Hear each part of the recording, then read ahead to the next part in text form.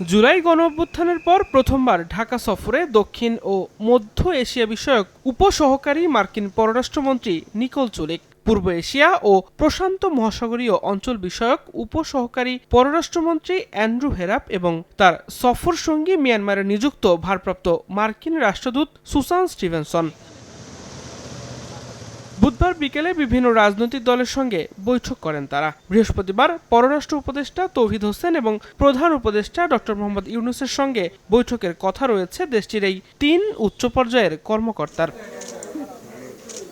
আন্তর্জাতিক সম্পর্ক বিশ্লেষকদের মতে, নির্বাচন এবং সংস্কার নিয়ে সরকার ও রাজনৈতিক দলগুলোর মনোভাব বোঝার চেষ্টা করবে মার্কিন প্রতিনিধি দল। কয়েকটা পার্টি আছে আমাদের, বলা হয়েছে যে আমরা জুনের ভিতরে ইলেকশন হবে, তো নিশ্চয়ই এটা কয়েক মাস মাত্র বাকি। এর মধ্যে তার দেখবে যে এই দেশে ঠিক মতো কাজ চলছে কিনা, আগামী দিনে কারা ক্ষমতা আসতে পারে, তাদের মূলনীতি কী, ইউএসের সাথে সম্পর্ক কী, এটা তারা জানতে চাইবে। ভেরি ভেরি ইম্পর্টেন্ট এইসবগুলো আর কি। আর বাংলাদেশ পক্ষ তো বলা হবে তার কী কী আশা করে আমেরিকার নতুন অ্যাডমিনিস্ট্রেশন থেকে।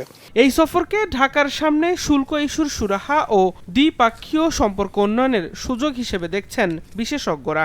বিগত সরকারের সময় দেখা গেছে বাংলাদেশ এবং আমেরিকার যে নির্বাচনটা প্রধান ইস্যু ছিল, ফ্রি ফেয়ার পার্টিসিপেট ইলেকশন, এটা বারবার আমেরিকানরা বলেছে, বাংলাদেশে সেটা হয়নি।